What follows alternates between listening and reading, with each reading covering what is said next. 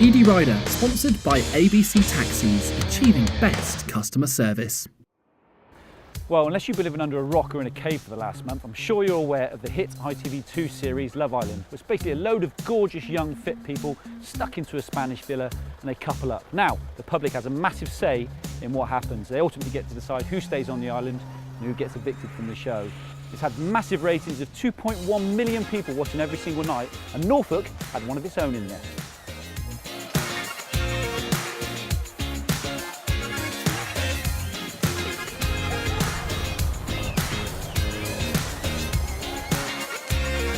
Jump in, How you doing, How Dan? you doing? Where are we going? Well, I thought I'd let you decide. Somewhere you feel most comfortable, yeah? Go on then, I know the perfect place, let's go.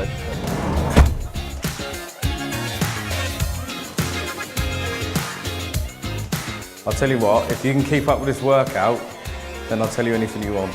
Really? Yeah. All right, let's go in. You changed. I'm ready.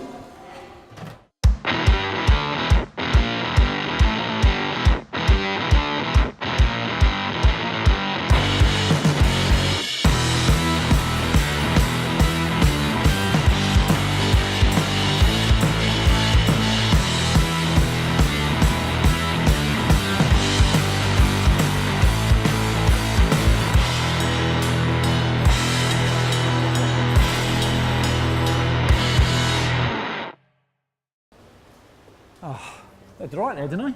Yeah, you did all right. That's not very nice, is it? I reckon I'll be on the next series of Love Island. What do you reckon? No, I'm buff. I don't know, you might be a bit old. Well, thanks for joining me anyway. That's all right. Let's start before the series of Love Island, before it started. Now, you had a girlfriend prior to going in, which Yes. you split up with. Was that you had to be single, I presume, to go on the show? Yeah, you do. But so for me, I didn't split up with her to go on Love Island. That all happened afterwards. I think we'd been split up probably about 10 weeks before I actually flew out. My interview process, they approached me on a Saturday. I went for an interview on the Monday, and then the Thursday, then the following Tuesday, the Thursday, and the Friday, and I flew out on the Sunday. So it was literally like 10, 14 days, something like that. So have you kept in touch with the ex?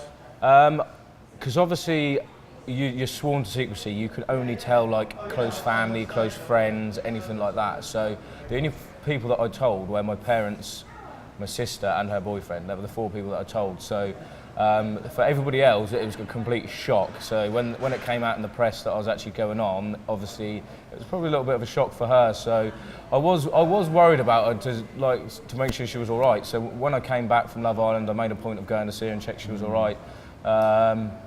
Obviously, it probably didn't go down as well as I'd have liked, but it's understandable. And I think for her, the time was going to be the biggest healer. I've said what I had to say, and I think in the long run she'll understand that. Let's get onto the island itself. Okay. I mean, you're in there. It all happened, you said, very quickly. Yeah. I mean, was it kind of what you expected it to be? For me, the reason why I left, while I was a bit upset when I left, is because a day in there feels like a week. So I was in there like 6 days. It's like leaving family. You're spending 24 hours a day with people in there. You're bonding with people that you wouldn't normally bond with on the outside world by choice.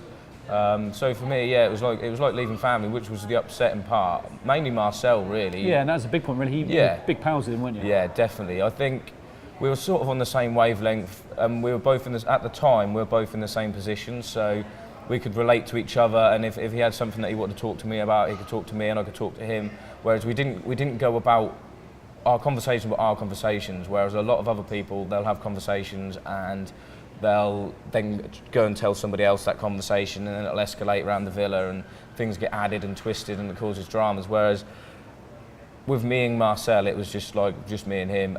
Because you're quite quiet, you admitted that yourself. You found it hard to come out of your shell. Is that going to go against you? Surely it is, because people want to see you as big characters. Like I feel like some of the conversations in there I couldn't get involved with, so I was sort of sitting back and just listening, really.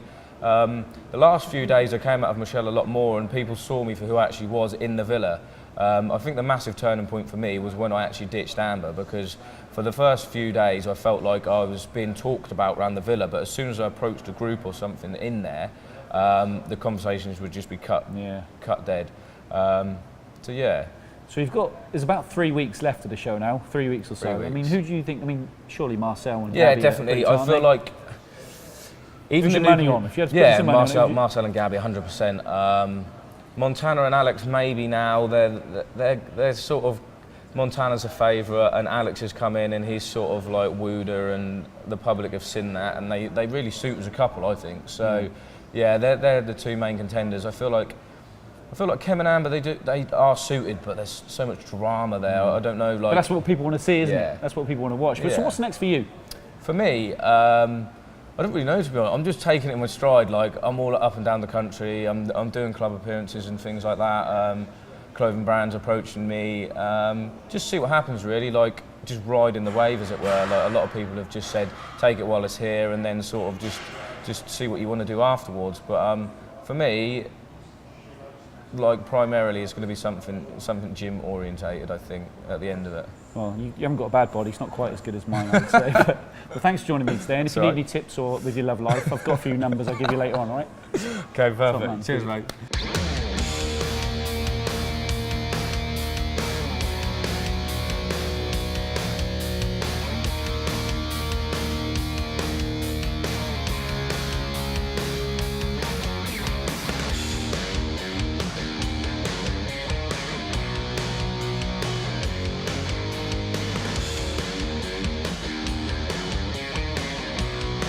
Eadie Rider, sponsored by ABC Taxis, achieving best customer service.